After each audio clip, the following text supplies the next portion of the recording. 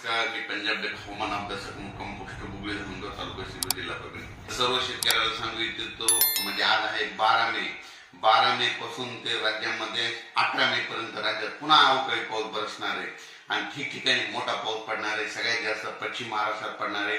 पश्चिम महाराष्ट्रात, उत्तर महाराष्ट्रात, त्याच्यानंतर मराठवाड्यात देखील पाऊस पडणार आहे.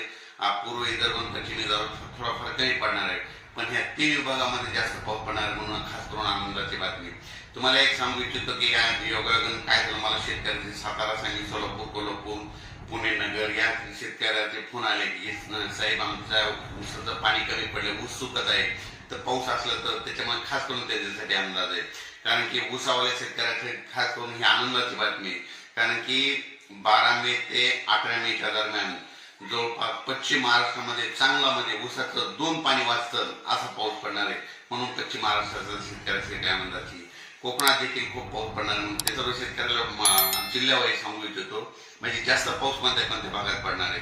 सातारा, सांगली, कोल्हापूर, सोलापूर, पुणे, नगर, नाशिक, नंदुरबार, धुळे, जळगाव, संभाजीनगर, बीड, जालना, लातूर, उस्मानाबाद, त्याच्यानंतर परभणी, नांदेड, हिंगोली ह्या भागामध्ये सगळ्यात जास्त पाऊस पडणार आहे. म्हणून हा अंदाज लक्षात येतात. म्हणजे जवळपास 17 तारखेपर्यंत या जिल्ह्यामध्ये जास्त पाऊस असणार, म्हणून हा अंदाज लक्षात येतात. आणि शेतकऱ्यांना परत सांगू इच्छितो 18 मेच्या नंतर राज्यातील पावसाचं प्रमाण थोडं कमी होत जाणार आहे. आणि तुम्हाला एक सांगू इच्छितो की यावर्षी मान्सून म्हणजे मान्सूनचं आगमन म्हणजे आता मान्सून सुरुवातीला येत असतो अंदमान बेटावर, तर अंदमान बेटावर मान्सून 22 मेला धडकण्याची शक्यता आहे. म्हणून हा अंदाज लक्षात यायचा.